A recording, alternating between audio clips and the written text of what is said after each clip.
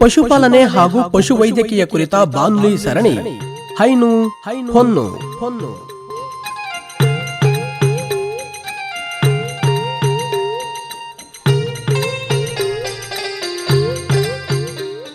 ಕೇಳಿ ಬಾನುಲಿ ಸರಣಿ ಹೈನು ಹೊನ್ನು.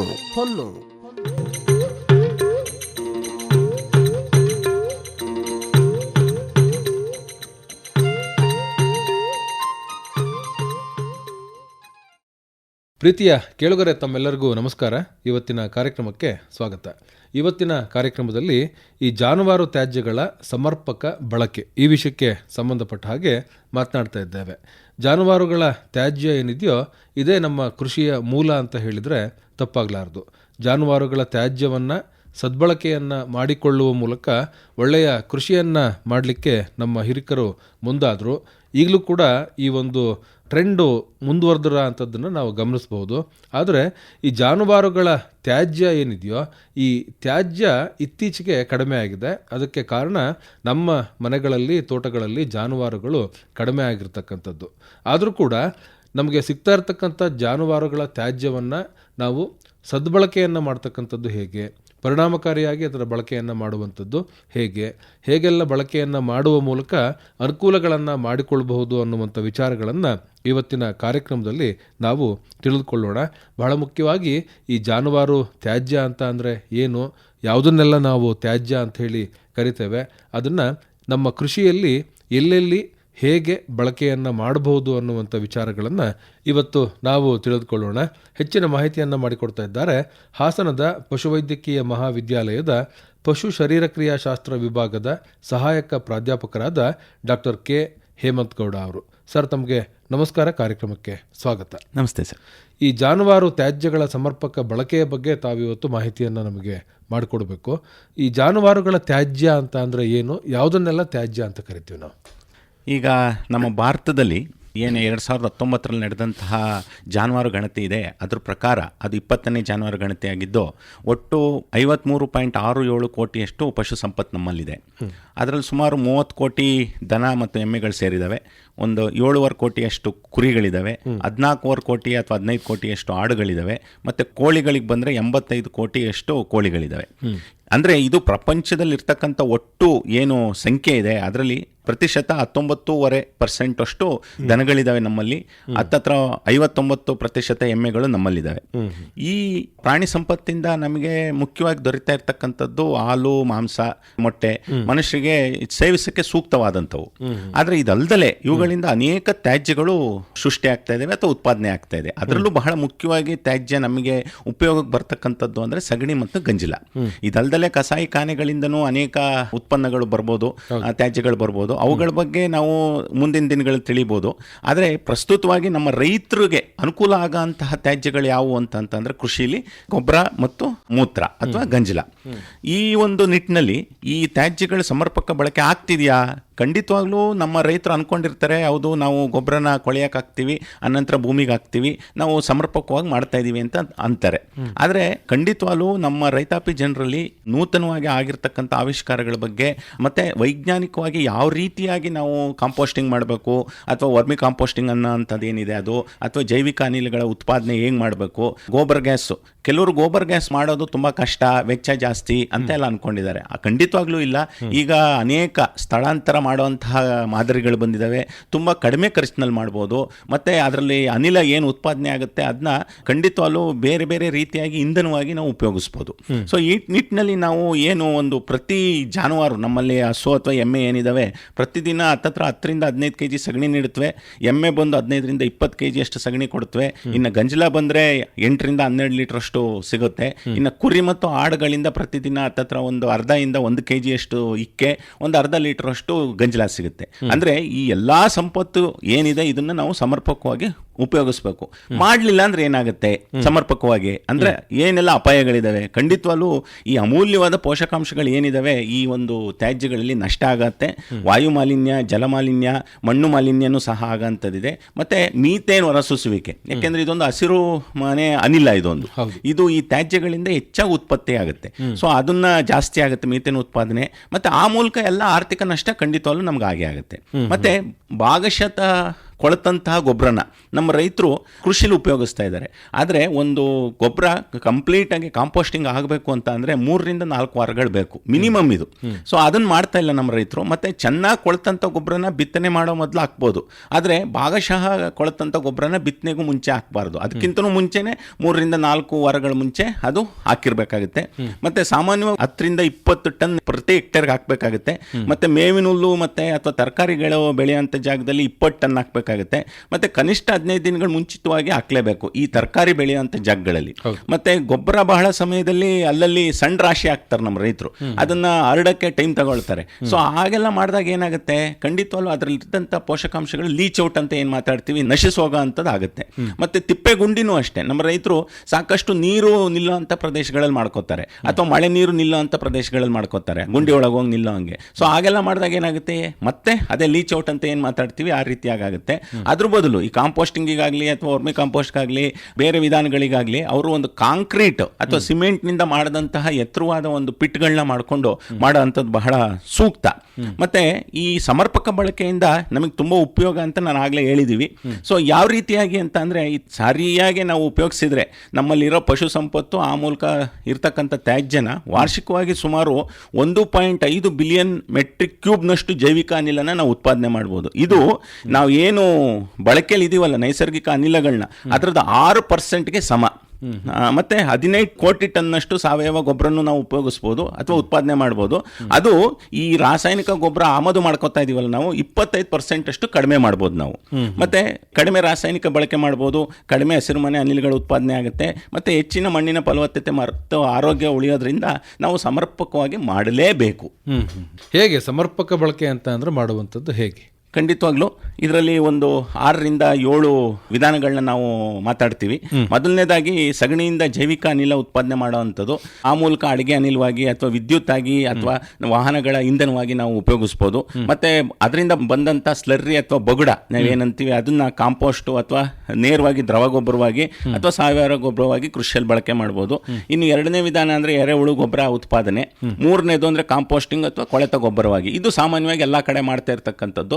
ಬಟ್ ಅದರಲ್ಲೂ ಸಹ ಒಂದು ಸ್ವಲ್ಪ ವೈಜ್ಞಾನಿಕವಾದ ಅಂಶಗಳನ್ನ ನಮ್ಮ ರೈತರಿಗೆ ನಾವು ತಿಳಿಸ್ಬೇಕು. ಮತ್ತೆ ದ್ರವ ಸಾವಯವ ಗೊಬ್ಬರಗಳು ಅಥವಾ ಉತ್ಪನ್ನಗಳಾಗಿ ಇದರಲ್ಲಿ ನೇರವಾಗಿ ದ್ರವ ಸಾವಯವ ಗೊಬ್ಬರ ಅಂತ ಅಂದರೆ ಆ ಒಂದು ಗಂಜಲದಿಂದ ಮಾಡೋ ಅಂಥದ್ದು. ಅದರಲ್ಲಿ ಒಂದು ಮೈರಾಡ ಟೆಕ್ನಾಲಜಿ ಅಂತ ಒಂದು ಬರುತ್ತೆ, ತಂತ್ರಜ್ಞಾನ ಅಂತೇಳಿ, ಅದು ತುಂಬ ಸೂಕ್ತವಾಗಿದೆ.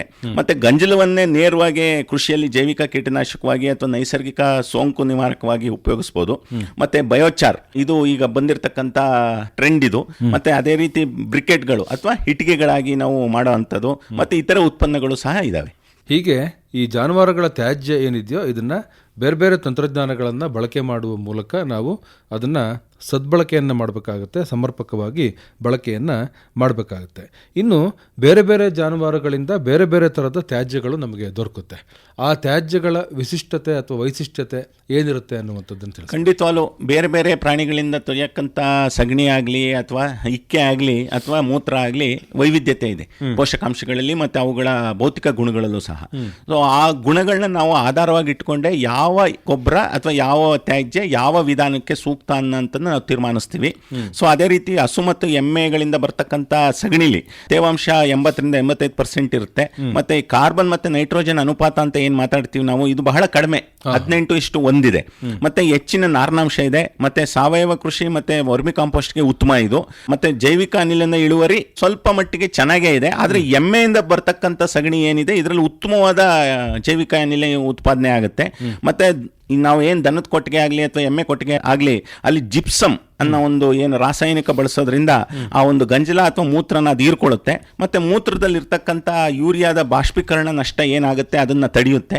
ಮತ್ತು ಕ್ಯಾಲ್ಶಿಯಮು, ಗಂಧಕ ಮತ್ತು ರಂಜಕದ ಅಂಶನ ಹೆಚ್ಚಿಸುತ್ತೆ. ಅಂದರೆ ನಾವು ಹೇಳ್ತಾ ಇರೋದು ಯಾರೆಲ್ಲ ದನದ ಕೊಟ್ಟಿಗಳಿದ್ದಾವೆ ಅಲ್ಲಿ ನಾವು ಜಿಪ್ಸಮ್ನ ಆಗಾಗ್ಗೆ ಸ್ವಲ್ಪ ಪ್ರಮಾಣದಲ್ಲಿ ಉಪಯೋಗಿಸೋಂಥದ್ದು ಒಳ್ಳೆಯದು.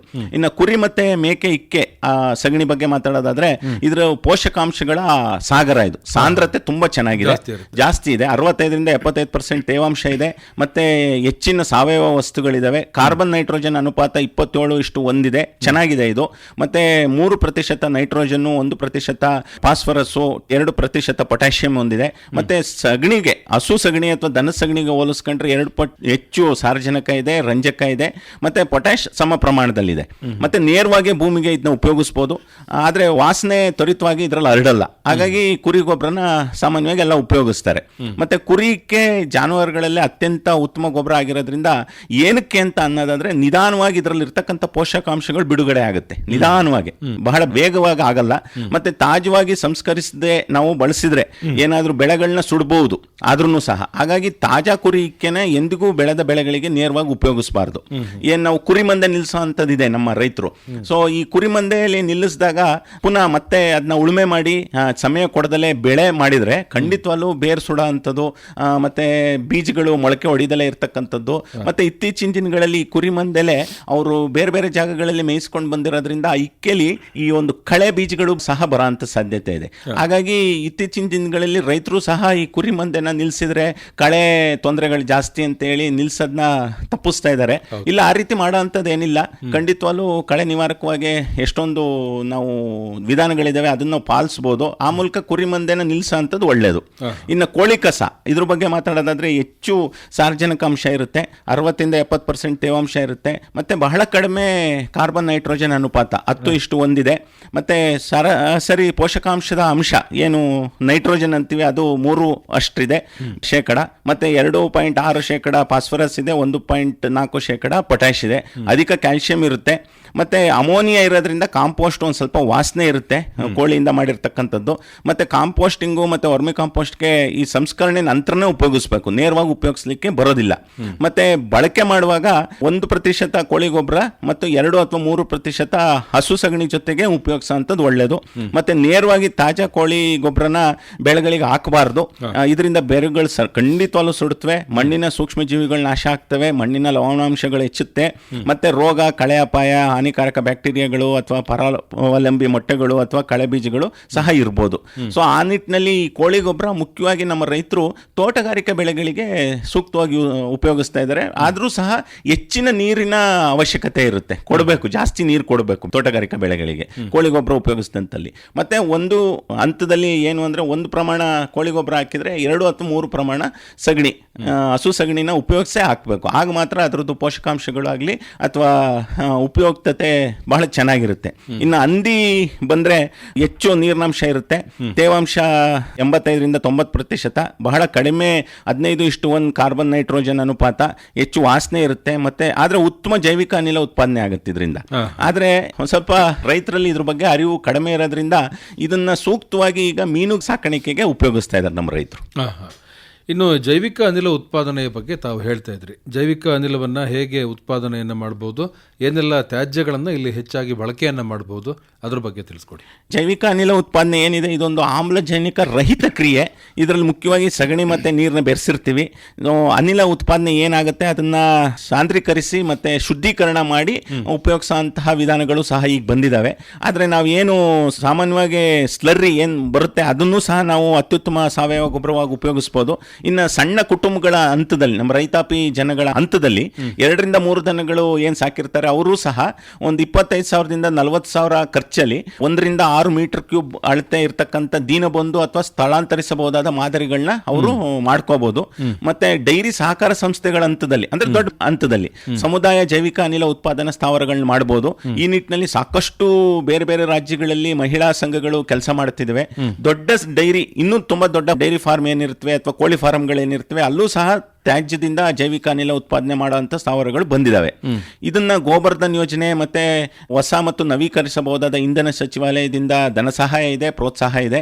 ಮತ್ತೆ ಕೆಲವು ರಾಜ್ಯಗಳಲ್ಲಿ 50% ಧನ ಸಹಾಯ ಇದೆ. ಮತ್ತೆ ರಾಷ್ಟ್ರೀಯ ಜಾನುವಾರು ಮಿಷನ್ ಅದರಲ್ಲೂ ಸಹ ಬೆಂಬಲ ಇದೆ. ಇನ್ನು ಪ್ರಯೋಜನ ಏನು ಇದರಿಂದ ಮುಖ್ಯವಾಗಿ ಅಂದ್ರೆ, ನಮ್ಮ ರೈತರು ಪ್ರತಿದಿನ ಏನು LPG ಅಥವಾ ಗ್ಯಾಸ್ ಉಪಯೋಗಿಸ್ತಾ ಇದ್ದಾರೆ ಅದರಿಂದ 500-800 ರೂಪಾಯಿಗಳು ಉಳಿಸಬಹುದು ಪ್ರತಿ ತಿಂಗಳು.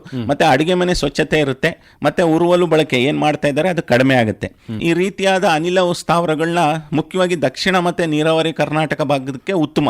ಯಾಕೆಂದ್ರೆ ಇಲ್ಲಿ ಹೈನುಗಾರಿಕೆ ಆಧಾರಿತವಾಗಿ ಕೃಷಿ ಇದೆ, ಮತ್ತೆ ಉತ್ತಮ ಜಾನುವಾರು ಸಾಂದ್ರತೆ ಇರೋದ್ರಿಂದ ಮಂಡ್ಯ, ಮೈಸೂರು, ಹಾಸನ, ತುಮಕೂರು, ಬೆಳಗಾವಿ, ಚಿಕ್ಕಬಳ್ಳಾಪುರ ಈ ಸ್ಥಳಗಳಲ್ಲಿ ಈ ಒಂದು ಸ್ಥಾವರಗಳನ್ನ ಹೆಚ್ಚಾಗಿ ಪ್ರೋತ್ಸಾಹಿಸುವಂಥದ್ದು ಒಳ್ಳೆಯದು. ಇನ್ನು ಈ ಎರೆಹುಳು ಗೊಬ್ಬರಕ್ಕಾಗಿಯೇ ಸಾಕ್ತಕ್ಕಂಥ ಒಂದು ಏಕೈಕ ಪ್ರಾಣಿ ಇದು ಅಂತ ಹೇಳಿ, ಜೀವಿ ಅಂತ ಹೇಳಿ ಅನ್ಸುತ್ತೆ. ಇದ್ರ ಬಗ್ಗೆ ಒಂದಷ್ಟು ಮಾಹಿತಿ ಮಾಡಿಕೊಡಿ. ಇದೊಂದು ಎರೆಹುಳು ಗೊಬ್ಬರ ತಯಾರಿಕೆಗೆ ಮುಖ್ಯವಾಗಿ ಒಣ ಮತ್ತೆ ಅರೆ ಶುಷ್ಕ ವಲಯಗಳು ಬಹಳ ಸೂಕ್ತ. ಅಂದ್ರೆ ರಾಯಚೂರು, ಬಳ್ಳಾರಿ, ಕೊಪ್ಪಳ, ಚಿತ್ರದುರ್ಗ ಈ ಜಿಲ್ಲೆಗಳು. ಅಂದ್ರೆ ನೀವು ದಕ್ಷಿಣ ಕರ್ನಾಟಕದಲ್ಲಿ ಆಗಲ್ವಾ ಅಂತ ಕೇಳ್ಬೋದು. ಖಂಡಿತ ಆಗುತ್ತೆ, ಆದ್ರೆ ಅದಕ್ಕೆ ಅರೆ ಶುಷ್ಕ ಅಥವಾ ಶುಷ್ಕತೆ ಮತ್ತೆ ಒಣ ವಲಯಗಳನ್ನ ಅಥವಾ ಪ್ರದೇಶನ ನಾವು ಅಲ್ಲಿ ನಿರ್ಮಾಣ ಮಾಡಬೇಕಾಗುತ್ತೆ ಆ ಸ್ಥಳದಲ್ಲಿ.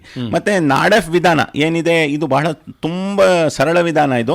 ಈ ವಿಧಾನದಲ್ಲಿ ಹಸುವಿನ ಸಗಣಿ ಮತ್ತೆ ಎರೆಹುಳುಗಳನ್ನ ಸ್ವಲ್ಪ ಪ್ರಮಾಣದಲ್ಲಿ ಕೃಷಿ ತ್ಯಾಜ್ಯಗಳನ್ನು ಸೇರಿಸಿ ನಾವು ಕ್ರಿಯೆಗೆ ಬಿಡ್ತೀವಿ. ಐಸೇನಿಯಾ ಫೆಟಿಡಾ ಅನ್ನೋ ಒಂದು ಜಾತಿ ಎರೆಹುಳು ತುಂಬಾ ಚೆನ್ನಾಗಿ ಕೆಲಸ ಮಾಡುತ್ತೆ ಮತ್ತೆ ವೇಗವಾಗಿ ಕೆಲಸ ಮಾಡುತ್ತೆ. 45ರಿಂದ 60 ದಿನಗಳಲ್ಲಿ ಎರೆಹುಳು ಗೊಬ್ಬರ ಉತ್ಪತ್ತಿ ಆಗುತ್ತೆ. ಈ ಎರೆಹುಳುಗಳು ಹತ್ತತ್ರ 20 ದಶಲಕ್ಷ ವರ್ಷಗಳಿಂದ ನಮ್ಮ ಭೂಮಿ ಮೇಲಿದ್ದಾವೆ. ಚಾರ್ಲ್ಸ್ ಡಾರ್ವಿನ್ ಅವರು 39 ವರ್ಷಗಳ ಕಾಲ ಇದ್ರ ಬಗ್ಗೆ ಅಧ್ಯಯನ ಮಾಡಿದ್ದಾರೆ. ಮತ್ತೆ ಎರೆಹುಳುಗಳು ಏನ್ ಮಣ್ಣಲ್ಲಿ ಇರ್ತವೆ ಇವು ಕೊಳೆತಿರ್ತಕ್ಕಂಥ ಸಾವಯವ ವಸ್ತುಗಳನ್ನ ತಿನ್ನುತ್ತವೆ. ಮತ್ತೆ ಅನ್ನನಾಳದಲ್ಲಿ ಕೆಲವು ಪ್ರಕ್ರಿಯೆಗಳು ನಡೆಯುತ್ತೆ. ಆ ಮೂಲಕ ಸಾವಯವ ತ್ಯಾಜ್ಯನ ನೈಸರ್ಗಿಕ ಗೊಬ್ಬರವಾಗಿ ಪರಿವರ್ತಿಸುತ್ತೆ. ಮತ್ತೆ ಕುರಿಕ್ಕೆ ಬಳಸದಲ್ಲಿ ನಾವೇನಾದ್ರೂ ವರ್ಮಿ ಕಾಂಪೋಸ್ಟ್ಗೆ ಸಾಮಾನ್ಯವಾಗಿ ಕುರಿ ಗೊಬ್ಬರ ಮತ್ತೆ ಹಸುವಿನ ಗೊಬ್ಬರದೊಂದಿಗೆ ಮಿಶ್ರಣ ಮಾಡಿ ನಂತರ ಎರೆಹುಳುಗಳನ್ನ ಬಿಡಬೇಕು. ತಾಜಾ ಕುರಿ ಗೊಬ್ಬರನ ನೇರವಾಗಿ ವರ್ಮಿ ಕಾಂಪೋಸ್ಟ್ಗೆ ಹಾಕಬಾರದು. ಇನ್ನು ಕೋಳಿ ಗೊಬ್ಬರ ಉಪಯೋಗಿಸೋದಾದ್ರೆ ಒಂದು 10ರಿಂದ 15% ನಾವು ಸೇರಿಸಬಹುದು. ಮತ್ತೆ ಪಿಟ್ ವಿಧಾನಕ್ಕೆ ಹತ್ತತ್ರ ಏನು 3,000ದಿಂದ 6,000 ಖರ್ಚಾಗಬಹುದು. ಮತ್ತೆ ವಾಣಿಜ್ಯ ಘಟಕವಾಗಿ ಏನಾದ್ರು ಮಾಡ್ತೀವಿ ಅನ್ನೋದಾದ್ರೆ 20ರಿಂದ 50,000 ಖರ್ಚಾಗುವಂತ ಸಾಧ್ಯತೆ ಇದೆ. ಮತ್ತೆ ಏನು ಉಪಯೋಗ ಈ ಒಂದು ವಿಧಾನದಿಂದ ಅನ್ನೋದಾದ್ರೆ ಅಧಿಕವಾಗಿ ಪೋಷಕಾಂಶಗಳಿರುತ್ತವೆ. ಅದರಲ್ಲೂ ಮುಖ್ಯವಾಗಿ ಸಾವಯವ ಇಂಗಾಲ 10ರಿಂದ 18% ಅಷ್ಟಿರುತ್ತೆ. ಸಾರಜನಕನು ಸಹ ಸಾಕಷ್ಟು ಮಟ್ಟಿಗೆ ರಂಜಕ, ಪೊಟ್ಯಾಷಿಯಂ, ಸೋಡಿಯಂ, ಕ್ಯಾಲ್ಸಿಯಂ, ಮೆಗ್ನೀಷಿಯಂ, ತಾಮ್ರ, ಕಬ್ಬಿಣ, ಸತು, ಸಲ್ಫರ್ ಈ ಎಲ್ಲಾ ಅಂಶಗಳು ಭೂಮಿಗೆ ಬೇಕು. ಸೊ ಆ ಮೂಲಕ ಎರೆಹುಳು ತುಂಬಾ ಉಪಯುಕ್ತವಾದ ಗೊಬ್ಬರ. ಮತ್ತೆ ವರ್ಮಿ ಕಾಂಪೋಸ್ಟ್ ಪ್ರಯೋಜನಗಳು ಅಂದ್ರೆ ನೀರು ಇಟ್ಟಂತ ಸಾಮರ್ಥ್ಯ ಮಣ್ಣಿನಲ್ಲಿರ್ತಕ್ಕಂಥದ್ದು ಹೆಚ್ಚಾಗುತ್ತೆ. ಮತ್ತೆ ಮಣ್ಣಿನ ಸವಕಳಿ ತಪ್ಪುತ್ತೆ. ವಿಷಕಾರಿ ಅಂಶಗಳು ಇರೋದಿಲ್ಲ. ಕಳೆ ಬೀಜಗಳ ತೊಂದರೆ ಇರಲ್ಲ. ಮತ್ತೆ ಜೀವಸತ್ವಗಳು, ಕಿಣ್ವಗಳು ಅಥವಾ ಆಕ್ಸಿನ್, ಗಿಬರ್ಲಿನ್ಸ್ ಅನ್ನೋಂತಹ ಹಾರ್ಮೋನ್ಗಳು, ಚೋದಕಗಳೇನಿದಾವೆ ಅವು ಹೆಚ್ಚಾಗಿರುತ್ತವೆ. ಮತ್ತೆ ಆದಾಯ ನಮ್ಮ ರೈತರು 30,000ದಿಂದ 60,000 ಪ್ರತಿ ವರ್ಷಕ್ಕೆ ಪಡಿಬಹುದು. ಯಾಕೆಂದ್ರೆ ಈಗ 10ರಿಂದ 12 ರೂಪಾಯಿ ಪ್ರತಿ ಕೆಜಿ ಎರೆಹುಳು ಗೊಬ್ಬರಕ್ಕೆ ಲಭ್ಯತೆ ಇದೆ ಈಗ ಮಾರ್ಕೆಟ್ ಅಲ್ಲಿ. ಮತ್ತೆ ಇನ್ನೂ ನಮ್ಮ ರೈತರಲ್ಲಿ ಕಾಂಪೋಸ್ಟಿಂಗ್ ಮಾಡ್ತಾ ಇದ್ದಾರೆ. ಆದ್ರೆ ವರ್ಮಿ ಕಾಂಪೋಸ್ಟಿಂಗ್ ಅನ್ನೋಂಥದ್ದನ್ನ ಉತ್ತೇಜನ ನೀಡಬೇಕು ನಾವು. ಯಾವುದೇ ಜಾನುವಾರುಗಳ ತ್ಯಾಜ್ಯ ಆಗಲಿ ಅದನ್ನು ನೇರವಾಗಿ ಬಳಕೆ ಮಾಡೋದಕ್ಕಿಂತನೂ ಅದನ್ನ ಕಳಿಸಿ ನಾವು ಬಳಕೆ ಮಾಡ್ತಕ್ಕಂಥದ್ದು ಅಥವಾ ಕಾಂಪೋಸ್ಟ್ ಮಾಡಿಬಿಟ್ಟು ಬಳಕೆ ಮಾಡೋ ಅಂಥದ್ದು ಹೆಚ್ಚು ಸೂಕ್ತ ಅಂತ ಹೇಳಿ ವಿಜ್ಞಾನಿಗಳು ಹೇಳ್ತಾರೆ. ಹೇಗೆ ಈ ಕಾಂಪೋಸ್ಟಿಂಗ್ ಅಂತ ಅಂದ್ರೇನು, ಅದನ್ನು ಕಳಿಸ್ತಕ್ಕಂಥ ವಿಧಾನಗಳು ಯಾವ್ಯಾವು, ಯಾವ್ಯಾವ ತ್ಯಾಜ್ಯಗಳನ್ನು ಹೇಗೆ ನಾವಿಲ್ಲಿ ಬಳಕೆ ಮಾಡಬೇಕು ಅದ್ರ ಬಗ್ಗೆ ತಿಳಿಸಿ. ಖಂಡಿತ ಇದು ಅನಾದಿ ಕಾಲದಿಂದಲೂ ನಮ್ಮ ರೈತರು ಸಗಣಿ ಅಥವಾ ತ್ಯಾಜ್ಯಗಳನ್ನ ಕೊಳಿಸಿ ಕಾಂಪೋಸ್ಟ್ ಮಾಡಿ ಉಪಯೋಗಿಸ್ತಾ ಇರ್ತಕ್ಕಂಥದ್ದಿದೆ. ಆದ್ರೆ ಏನು ನಮ್ಮ ಗೊಬ್ಬರದಲ್ಲಿ ಇರ್ತಕ್ಕಂಥ ಪೌಷ್ಟಿಕಾಂಶಗಳು ತಕ್ಷಣನೇ ಲಭ್ಯ ಇರೋದಿಲ್ಲ. ಮೊದಲು ಬೆಳೆಗೆ ಸಾಮಾನ್ಯವಾಗಿ 30% ಸಾರಜನಕ, 60% ಅಷ್ಟು ರಂಜಕ, 70% ಅಷ್ಟು ಪೊಟ್ಯಾಷಿಯಂ ಲಭ್ಯ ಇರುತ್ತೆ. ಎರಡನೇ ಮತ್ತೆ ಮೂರನೇ ಬೆಳೆಗೆ ಸಾಕಷ್ಟು ಪ್ರಮಾಣದಲ್ಲಿ ಲಭ್ಯತೆ ಬರ್ತಕ್ಕಂಥದ್ದು. ಸೊ ಈ ಕಾಂಪೋಸ್ಟಿಂಗ್ ಮಾಡೋ ಅಂಥದ್ದು ಏನು, ಮುಖ್ಯವಾಗಿ ಎಷ್ಟೊಂದು ವಿಧಾನಗಳಿದಾವೆ. ಮೊದಲನೇದಾಗಿ ಹೇಳೋದಾದ್ರೆ ಹಸು ಸಗಣಿ ಮತ್ತೆ ಬೆಳೆ ತ್ಯಾಜ್ಯಗಳನ್ನ ಒಂದು 3ರಿಂದ 4 ತಿಂಗಳುಗಳ ಕಾಲ ಕೊಳೆಯಕ್ಕೆ ಬಿಡೋ ಅಂಥದ್ದು. ತುಂಬಾ ದಿನ ಬಿಟ್ಟಲ್ಲಿ ಕೆಲವರು 6 ತಿಂಗಳಿಗೆ, ವರ್ಷಕ್ಕೆ ಕ್ಲಿಯರ್ ಮಾಡೋ ಅಂಥದ್ದಿದೆ, ತೆಗಿಯೋ ಅಂಥದ್ದಿದೆ ಪಿಟ್ನ. ಹಂಗೆ ಮಾಡಬಾರ್ದು ಖಂಡಿತವಾಗ್ಲು. 3ರಿಂದ 4 ತಿಂಗಳು ಸಾಕು. ತುಂಬಾ ದಿನ ಬಿಟ್ಟಲ್ಲಿ ಪೋಷಕಾಂಶಗಳು ವ್ಯಯ ಆಗುತ್ತೆ ಖಂಡಿತವಾಗ್ಲು. ಮತ್ತೆ ಕುರಿಕೆ ಮತ್ತೆ ಬೆಳೆ ಉಳಿಕೆ ಏನಾದ್ರು ಒಣ ಎಲೆಗಳು ಅಥವಾ ಸ್ವಲ್ಪ ಹಸುವಿನ ಸಗಣಿ ಜೊತೆಗೆ ಮಣ್ಣು ಈ ರೀತಿ ಮಾಡು ಸಹ 2-3 ತಿಂಗಳುಗಳಲ್ಲಿ ಸಿದ್ಧ ಆಗೋ ಸಾಧ್ಯತೆ ಇದೆ. ಈ ಒಣ ಗೊಬ್ಬರ ಬೆಳೆಗಳಿಗೆ ಏನು ಉಪಯೋಗ ಅಂತ ಅನ್ನೋದನ್ನ ಮುಖ್ಯವಾಗಿ ಶಾಖ ನಿಯಂತ್ರಣನ ಹೆಚ್ಚಿಸುತ್ತೆ, ಬೆಳೆ ಹಾನಿನ ತಡೆಯುತ್ತೆ, ಒಣಭೂಮಿ ಪ್ರದೇಶಕ್ಕೆ ಸೂಕ್ತವಾದದ್ದು ಈ ಕುರಿಕೆ ಮತ್ತೆ ಸ್ವಲ್ಪ ಸಗಣಿ ಸೇರಿಸಿದಂತಹ ಕಾಂಪೋಸ್ಟಿಂಗು. ಜೋಳ, ಬಾಜ್ರಾ, ರಾಗಿ, ದ್ವಿದಳ ಧಾನ್ಯಗಳಿಗೆ ಉತ್ತಮ. ಇನ್ನು ಕುರಿಕೆ ಮತ್ತೆ ಹಸುವಿನ ಗೊಬ್ಬರ ಹೆಚ್ಚು ಶಿಫಾರಸ್ ಮಾಡಿದಂತಹ ಒಂದು ಕಾಂಪೋಸ್ಟಿಂಗ್ ಮಿಶ್ರಣ. ಇದರಲ್ಲಿ 1:1 ಅಥವಾ 1:2 ಪ್ರಮಾಣದಲ್ಲಿ ನಾವು ಕುರಿ ಮತ್ತೆ ಹಸುವಿನ ಗೊಬ್ಬರನ ಯೂಸ್ ಮಾಡಬೇಕು. ಅಂದ್ರೆ ಸಗಣಿನ ಹೆಚ್ಚುವರಿ ಶಾಖನ ಕಡಿಮೆ ಮಾಡುತ್ತೆ ಮತ್ತೆ ಸೂಕ್ಷ್ಮ ಜೀವ ಚಟುವಟಿಕೆಗಳನ್ನ ಜಾಸ್ತಿ ಮಾಡುತ್ತೆ. ಇನ್ನು ನೇರವಾಗಿ ಕೃಷಿ ಭೂಮಿಯಲ್ಲಿ ಕುರಿ ಮಂದೆ ನಿಲ್ಲಿಸೋ ಅಂತದಿದೆ. ಈ ತರ ನಿಲ್ಲಿಸಿದಾಗ ಸಗಣಿ ಮತ್ತೆ ಮೂತ್ರನ ಸಮವಾಗಿ ಭೂಮಿಗೆ ಸೇರಿಸೋ ಅಂತ ಸಾಧ್ಯತೆ ಜಾಸ್ತಿ. ಮೂತ್ರದ ಸಾರಜನಕ ಏನಿರುತ್ತೆ ಅದರಲ್ಲಿ ಅದನ್ನ ಪೂರ್ಣ ಪ್ರಮಾಣದಲ್ಲಿ ಭೂಮಿ ಹೀರ್ಕೊಳ್ಳುತ್ತೆ. ಒಣ ಭೂಮಿ ಮೇಲೆ ಮಾನ್ಸೂನ್ಗೂ ಮುಂಚೆ ಮುಂಚೆ ಅಥವಾ ಮಳೆಗೂ ಮುಂಚೆ ನಾವು ನಿಲ್ಲಿಸೋಂಥದ್ದು ಒಳ್ಳೆಯದು. ಸೂಕ್ತ ಬೆಳೆಗಳು ಅಂದರೆ ದ್ವಿದಳ ಧಾನ್ಯ ಮತ್ತು ಎಣ್ಣೆ ಬೀಜಗಳು, ಹತ್ತಿ, ತರಕಾರಿಗಳಿಗೆ. ಮತ್ತು ಕೋಳಿ ಗೊಬ್ಬರನ ಯಾವಾಗಲೂ ಹಸುವಿನ ಗೊಬ್ಬರ ಜೊತೆ 1:2 ಅಥವಾ 1:3 ಅನುಪಾತದಲ್ಲೇ ಕಾಂಪೋಸ್ಟಿಂಗಿಗೆ ಬಿಡಬೇಕು. ಹೆಚ್ಚು ಸಾರಜನಕ ಏನಿರುತ್ತೆ ಅದನ್ನು ಕಡಿಮೆ ಮಾಡುತ್ತೆ ಈ ರೀತಿ ಮಾಡೋದ್ರಿಂದ. ಮತ್ತು ಸೂಕ್ಷ್ಮ ಜೀವಿಗಳ ಸಮತೋಲನ ಇರುತ್ತೆ ಮತ್ತು ಬೆಳೆ ಸುಡುವಿಕೆನ ತಡಿಬೋದು ನಾವು. ಇದಲ್ಲದೆ ನಾವು ಇನ್ನೂ ಅನೇಕ ವಿಧಾನಗಳಿದ್ದಾವೆ. ಅದರಲ್ಲಿ ಹೇಳೋದಾದರೆ ದ್ರವ ಸಾವಯವ ಗೊಬ್ಬರಗಳಾಗಿ ಮತ್ತು ಇತರ ಉತ್ಪನ್ನಗಳಾಗಿ ಉಪಯೋಗಿಸೋ ಅಂಥದ್ದು. ಇದರಲ್ಲಿ ಜೀವಾಮೃತ, ಘನ ಜೀವಾಮೃತ, ಪಂಚಗವ್ಯ ಇವೆಲ್ಲ ಸೇರಿದ್ದಾವೆ. ಸೊ ಮೊದಲನೇದಾಗಿ ಜೀವಾಮೃತ ಬಗ್ಗೆ ಹೇಳೋದಾದ್ರೆ ಸ್ವಲ್ಪ ನಮ್ಮ ರೈತರಿಗೆ ಇದ್ರ ಬಗ್ಗೆ ಅರಿವಿದೆ, ಆದರೂ ಸಹ ನಾವು ತಿಳಿಯೋಣ ಇದ್ರ ಬಗ್ಗೆ. ಇದು ತಯಾರಿಸೋಂಥ ಬಹಳ ಸುಲಭ. ಮಣ್ಣಿನ ಸೂಕ್ಷ್ಮ ಜೀವಿಗಳನ್ನ ಸುಧಾರಿಸುತ್ತೆ, ಇಳುವರಿ 10% ಹೆಚ್ಚಿಸುತ್ತೆ. ಇದಕ್ಕೆ ಬೇಕಾಗಿರ್ತಕ್ಕಂಥದ್ದು ಅಂದರೆ ಒಂದು 10 kg ಸಗಣಿ, ಒಂದು 5 ರಿಂದ 10 ಲೀಟರ್ ಗಂಜಲ, ಮತ್ತು ಬೆಲ್ಲ ಒಂದು 2 kg ಅಷ್ಟು, ದ್ವಿದಳ ಧಾನ್ಯದ ಹಿಟ್ಟು ಒಂದು 2 kg, ನೀರು ಒಂದು 200 ಲೀಟರ್ ಅಷ್ಟು. ಸೂಕ್ತ ಬೆಳೆಗಳು ಅಂತ ಅಂದರೆ ಅಡಿಕೆ, ತೆಂಗಿನಕಾಯಿ, ಬಾಳೆಹಣ್ಣು, ತರಕಾರಿಗಳು ಮತ್ತು ರಾಗಿ. ಇನ್ನು ಪಂಚಗವ್ಯ ಇದೊಂದು ಉಪಯೋಗಸ್ಥಲ್ಲಿರ್ತಕ್ಕಂಥ ನಮ್ಮ ರೈತರು. ಪಂಚಗವ್ಯ ಇದರಲ್ಲಿ 9 ಉತ್ಪನ್ನಗಳು ಸೇರಿದಾವೆ. 30 ದಿನಗಳ ಕಾಲ ಬಿಟ್ಟಂತ ನಂತರದಲ್ಲಿ ಪಂಚಗವ್ಯ ಸಿದ್ಧ ಆಗುತ್ತೆ. ಇದು ಪ್ರಮುಖ ಪೋಷಕಾಂಶಗಳು ಮತ್ತು ಸೂಕ್ಷ್ಮ ಪೋಷಕಾಂಶಗಳು ಮತ್ತು ಬೆಳವಣಿಗೆಗೆ ಬೇಕಾದಂಥ ಹಾರ್ಮೋನ್ಗಳು, ಗಿಬರ್ಲಿಕ್ ಆಸಿಡ್ ಅಂತ ಏನಂತೀವಿ, ಅವೆಲ್ಲ ಹೆಚ್ಚಾಗಿರುತ್ತೆ. ಮತ್ತು ಪಂಚಗವ್ಯದಲ್ಲಿ ಮುಖ್ಯವಾಗಿ 30% ಶಿಫಾರಸ್ ಮಾಡ್ತೀವಿ ಯಾವುದೇ ಸಿಂಪಡಣೆಗೆ. ಮತ್ತು ಸ್ಪ್ರೇ ಮಾಡೋದಾದರೆ 3% ಅಷ್ಟು, ಮತ್ತು ಪ್ರತಿ ಹೆಕ್ಟೇರ್ಗೆ 50 ಲೀಟರ್ ಅಷ್ಟು ಪಂಚಗವ್ಯ ಅಗತ್ಯ ಇದೆ ನಾವು ಆಯಿಸಿ ನೀರು ಕೊಡೋ ಅಂಥ ಸಂದರ್ಭದಲ್ಲಿ. ಮತ್ತು ಬೀಜ ಸಂಗ್ರಹಣೆಗೂ ಸಹ ನಾವು, ಅಥವಾ ಮೊಳಕೆ ಚಿಕಿತ್ಸೆಗೆ ಅಥವಾ ಬೀಜ ಚಿಕಿತ್ಸೆಗೂ ಸಹ 3% ಅಷ್ಟು ದ್ರಾವಣನ ನಾವು ಉಪಯೋಗಿಸ್ಬೋದು ಪಂಚಗವ್ಯನ. ಮತ್ತು 20 ನಿಮಿಷಗಳ ಕಾಲ ನೆನೆಸಬೇಕು. ಮತ್ತು ಇತರೆ ಉತ್ಪನ್ನಗಳು ಅಂತ ಅಂದರೆ ಸಗಣಿ ಮತ್ತು ಮೂತ್ರ ಉಪಯೋಗಿಸಿ ಮಾಡೋ ಅಂಥದ್ದು ಅಂದರೆ ನೀಮಾಸ್ತ್ರ, ಅಗ್ನಿಯಾಸ್ತ್ರ, ಬ್ರಹ್ಮಾಸ್ತ್ರ, ಇವುಗಳಲ್ಲಿ ಅನೇಕ ರೀತಿಯ ಗಿಡಗಳ ಎಲೆಗಳನ್ನು ಸಹ ಉಪಯೋಗಿಸ್ತೀವಿ. ಇದು ಸಹ ಜೈವಿಕ ಕೀಟನಾಶಕವಾಗಿ ಅಥವಾ ರೋಗ ನಿಯಂತ್ರಣಕ್ಕಾಗಿ ಬೀಜ ಸಂಸ್ಕರಣೆಗೆ ಉಪಯೋಗಿಸ್ಬೋದು. ಇನ್ನು ಪ್ರಮುಖವಾಗಿ ಗೋಮೂತ್ರದ ಉತ್ಪನ್ನಗಳನ್ನ ಯಾವ ರೀತಿಯಾಗಿ ಉಪಯೋಗಿಸಬೇಕು ಅನ್ನೋದಾದರೆ ಮುಖ್ಯವಾಗಿ ಜೈವಿಕ ಕೀಟನಾಶಕವಾಗಿ ಮತ್ತು ಮ್ಯಾಕ್ರೋ ಮೈಕ್ರೋ ನ್ಯೂಟ್ರಿಯೆಂಟ್ಗಳ ಆಗರವಾಗಿ, ಸೋಂಕು ನಿವಾರಕವಾಗಿ ಮತ್ತು ರೋಗ ನಿರೋಧಕ ಲಕ್ಷಣಗಳಿಗಾಗಿ ಉಪಯೋಗಿಸ್ಬೋದು. ಇದನ್ನು ಡಿಪ್ಪಿಂಗ್ ಅಥವಾ ಅದ್ದೋ ಮೂಲಕ ನೇರವಾಗಿ ಕಸಿ ಮಾಡೋ ಮೊದಲು ಅಥವಾ ನಾಟಿ ಮಾಡೋ ಮೊದಲು 15 ರಿಂದ 20 ನಿಮಿಷಗಳ ಕಾಲ ಗೋಮೂತ್ರ ದ್ರಾವಣದಲ್ಲಿ ಸಸ್ಯಗಳ ಮೊಳಕೆನ ಅಥವಾ ಕತ್ತರಿಸಿದ ಭಾಗನ ಅದ್ದಿಡಬೇಕು. ಅಥವಾ ಎಲೆಗಳ ಸಿಂಪಡಣೆಗೂ ಉಪಯೋಗಿಸ್ಬೋದು. ಇದರಲ್ಲಿ 10% ಯೂಸ್ ಮಾಡಬೇಕಾಗುತ್ತೆ. ಇನ್ನು ಜೈವಿಕ ಕೀಟನಾಶಕಗಳಾಗಿ ಯೂರಿಯಾ ಹೆಚ್ಚು ಅಂಶ ಇರೋದ್ರಿಂದ ಕೀಟಗಳು ಮತ್ತು ಬೆಳೆಗಳ ಎಲೆಗಳ ಮೇಲೆ, ಮೊಗ್ಗುಗಳ ಮೇಲೆ ದಾಳಿ ಮಾಡಲ್ಲ. ಆ ಮೂಲಕ ಒಂದು ದುರ್ವಾಸನೆ ಏನಿರುತ್ತೆ, ಮಕರಂದ ಮತ್ತು ಸುಗಂಧದಿಂದ ಆಕರ್ಷಿತವಾಗಂತಹ ಹೆಚ್ಚಿನ ಕೀಟಗಳು ಹಿಂದೆ ಹೋಗ್ತವೆ. ಮತ್ತೆ ಇದರಲ್ಲಿ ಒಂದು ಆಗಲೇ ಹೇಳಿದಂಗೆ ಮೈರಾಡ ತಂತ್ರಜ್ಞಾನ ಅನ್ನೋದೇನಿದೆ, ಇದು ಒಂದು ಉದುಗುವಿಕೆ ಮತ್ತೆ ಸೆಡಿಮೆಂಟೇಷನ್ ಪ್ರಕ್ರಿಯೆ ಮಾಡುವಂತಹ ತಂತ್ರಜ್ಞಾನ. ಇದರಲ್ಲಿ ಮುಖ್ಯವಾಗಿ ಒಂದು 200 ಲೀಟರ್ ಸಾಮರ್ಥ್ಯದ ಒಂದು ಬ್ಯಾರಲ್ ಬೇಕಾಗುತ್ತೆ. ಅದರಲ್ಲಿ ಕೆಳಗಡೆಯಿಂದ ಆ ಒಂದು ಬ್ಯಾರಲ್ನ 1.5 ಅಡಿ ಮತ್ತು 2 ಅಡಿ ಎತ್ತರದಲ್ಲಿ 2 ಔಟ್ಲೆಟ್ಗಳು, ಮತ್ತೆ ಬ್ಯಾರಲ್ನ ಕೆಳಭಾಗದಲ್ಲಿ ಇನ್ನೊಂದು ಔಟ್ಲೆಟ್ ಮಾಡ್ತೀವಿ. ಮತ್ತೆ ಈ ಒಂದು ಬ್ಯಾರಲ್ಗೆ ತಾಜಾ ಸಗಣಿ ಮತ್ತು ಮೂತ್ರನ 1:1 ಅನುಪಾತದಲ್ಲಿ ಉಪಯೋಗಿಸಬೇಕು. ಒಂದು 10 ಭಾಗದಷ್ಟು ನೀರು ಹಾಕಬೇಕು, ಮತ್ತೆ ಚೆನ್ನಾಗಿ ಬೆರೆಸಬೇಕು. ಒಂದು 12 ಗಂಟೆಗಳ ನಂತರ ಮತ್ತೆ ಒಂದು 100 ಲೀಟರ್ ಅಷ್ಟು ಉದುಗಿಸಿದ ನೀರಿಗೆ 1 kg ಅಷ್ಟು ಜಾಗರಿ ಅಥವಾ ಕಾಕಂಬಿ ಸೇರಿಸಬೇಕು. ಮತ್ತೊಂದು 12 ಗಂಟೆ ಅಷ್ಟು ಟೈಮ್ ಬಿಡಬೇಕಾಗುತ್ತೆ. ಸೊ ಈ ರೀತಿ ಮಾಡಿದಾಗ 24 ಗಂಟೆಗಳಲ್ಲಿ ನಿಮಗೆ ಏನು ಸಾವಯವ ದ್ರವ ನಿಮಗೆ ಉಪಯೋಗಕ್ಕೆ ಸ್ಥಿತಿಯಲ್ಲಿರುತ್ತೆ. ಪ್ರಯೋಜನಗಳು ಅಂದರೆ ಮಣ್ಣಿನ ನೀರು ಹಿಡಿದಿಟ್ಕೊಳ್ಕಂಥ ಸಾಮರ್ಥ್ಯ, ಮತ್ತು ಬೆಳೆಗಳು ಬರನ ಸಹಿಷ್ಣುತೆ ಸಾಮರ್ಥ್ಯ, ಮತ್ತು ಮಣ್ಣಿನಲ್ಲಿರ್ತಕ್ಕಂಥ ಪ್ರಯೋಜನಕಾರಿ ಸೂಕ್ಷ್ಮಾಣು ಜೀವಿಗಳ ಸಂಖ್ಯೆ ಜಾಸ್ತಿ ಆಗುತ್ತೆ. ಇನ್ನು ಇತರೆ ಉತ್ಪನ್ನಗಳ ವಿಧಾನ ಹೇಗೆ ಅನ್ನೋದಾದ್ರೆ ಬಯೋಚಾರ್ ಇದೊಂದು ಟ್ರೆಂಡಿಂಗ್ ಅಲ್ಲಿ ಇರ್ತಕ್ಕಂಥದ್ದು. ಇದು ಆಮ್ಲಜನಕ ಇಲ್ದಲೇ ಇರ್ತಕ್ಕಂಥ ಸ್ಥಿತಿಲಿ ನಮ್ಮ ಏನ್ ಸಗಣಿ ಇದೆ ಇದನ್ನ ಸುಡಂತಹ ಒಂದು ಕ್ರಿಯೆ.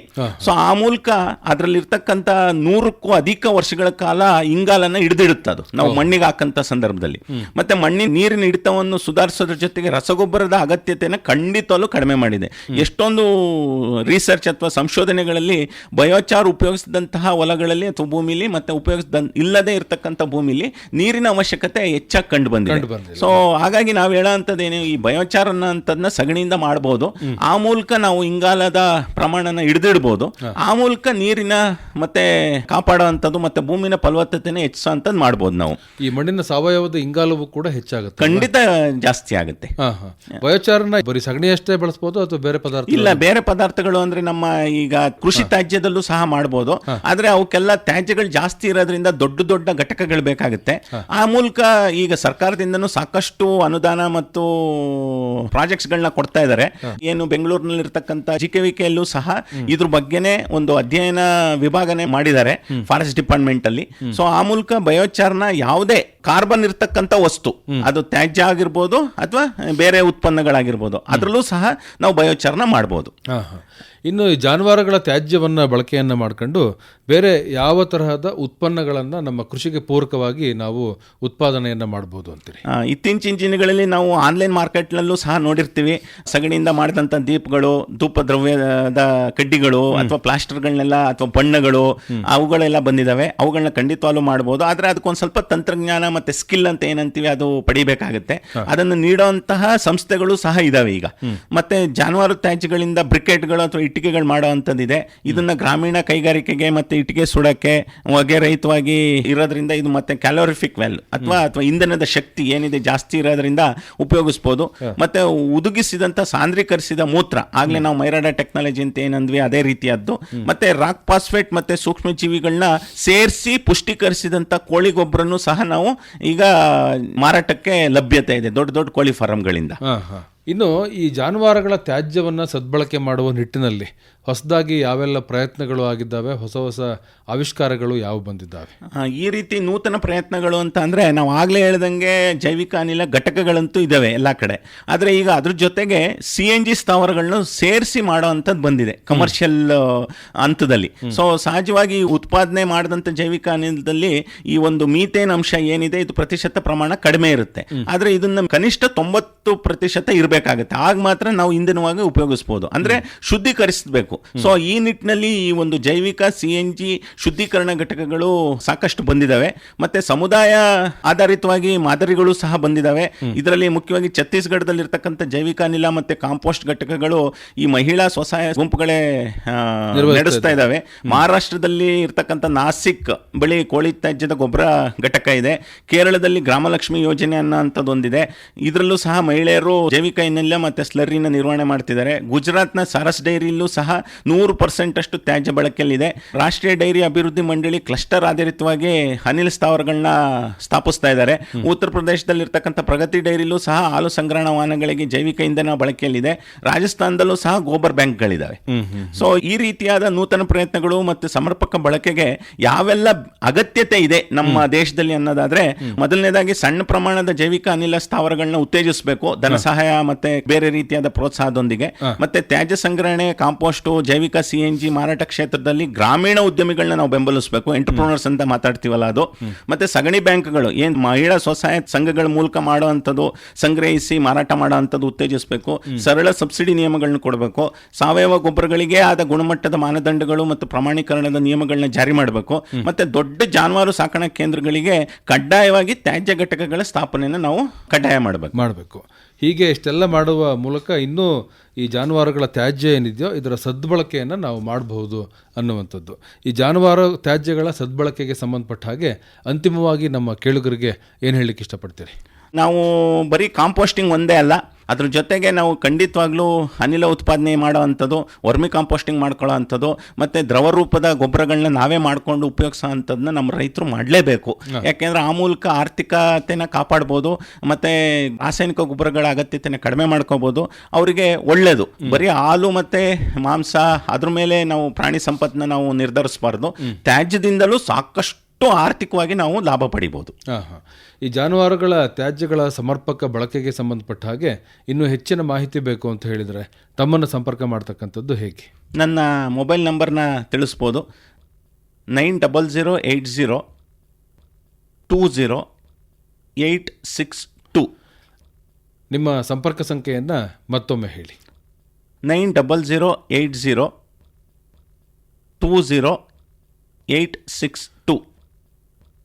ಒಳ್ಳೆಯದು ಡಾಕ್ಟರ್ ಹೇಮಂತ್ ಗೌಡ ಅವರೇ, ಇವತ್ತಿನ ಕಾರ್ಯಕ್ರಮದಲ್ಲಿ ಜಾನುವಾರು ತ್ಯಾಜ್ಯಗಳ ಸಮರ್ಪಕ ಬಳಕೆ ಈ ವಿಷಯಕ್ಕೆ ಸಂಬಂಧಪಟ್ಟ ಹಾಗೆ ವಿವರವಾದಂತಹ ಮಾಹಿತಿಯನ್ನು ಮಾಡಿಕೊಟ್ರಿ. ತಮಗೆ ಧನ್ಯವಾದಗಳು. ನಮಸ್ಕಾರ. ನಮಸ್ಕಾರ. ಇದುವರೆಗೆ ಜಾನುವಾರು ತ್ಯಾಜ್ಯಗಳ ಸಮರ್ಪಕ ಬಳಕೆ ಕುರಿತಂತೆ ಹಾಸನದ ಪಶುವೈದ್ಯಕೀಯ ಮಹಾವಿದ್ಯಾಲಯದ ಸಹಾಯಕ ಪ್ರಾಧ್ಯಾಪಕರಾದ ಡಾಕ್ಟರ್ ಕೆ ಹೇಮಂತ್ ಗೌಡ ಅವರೊಂದಿಗಿನ ಸಂದರ್ಶನ ಕೇಳಿದಿರಿ. ರೈತ ಬಾಂಧವರೇ, ಇದೇ ಸರಣಿಯ ನಮ್ಮ ಮುಂದಿನ ಕಾರ್ಯಕ್ರಮದಲ್ಲಿ ಶುದ್ಧ ಮಾಂಸ ಉತ್ಪಾದನೆಯಲ್ಲಿ ವೈಜ್ಞಾನಿಕ ಪದ್ಧತಿಗಳು ಈ ಕುರಿತಂತೆ ಹಾಸನದ ಪಶುವೈದ್ಯಕೀಯ ಮಹಾವಿದ್ಯಾಲಯದ ಸಹಾಯಕ ಪ್ರಾಧ್ಯಾಪಕರಾದ ಡಾಕ್ಟರ್ SP ಸತೀಶ್ ಅವರೊಂದಿಗಿನ ಸಂದರ್ಶನವನ್ನು ಆಲಿಸಬಹುದು.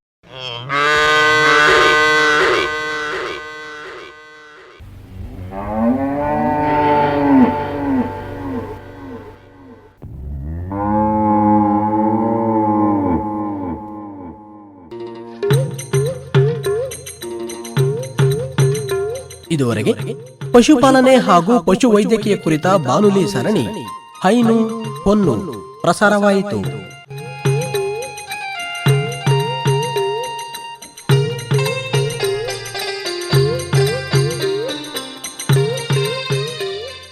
ಪ್ರಸ್ತುತಪಡಿಸಿದವರು ಅರಕಲಗೂಡು ವಿ ಮಧುಸೂದನ್.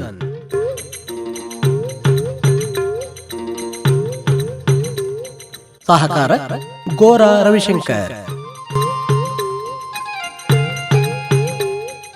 ಈ ಕಾರ್ಯಕ್ರಮ ಆಕಾಶವಾಣಿ ಹಾಸನ ಕೇಂದ್ರದಿಂದ ಬಿತ್ತರವಾಯಿತು.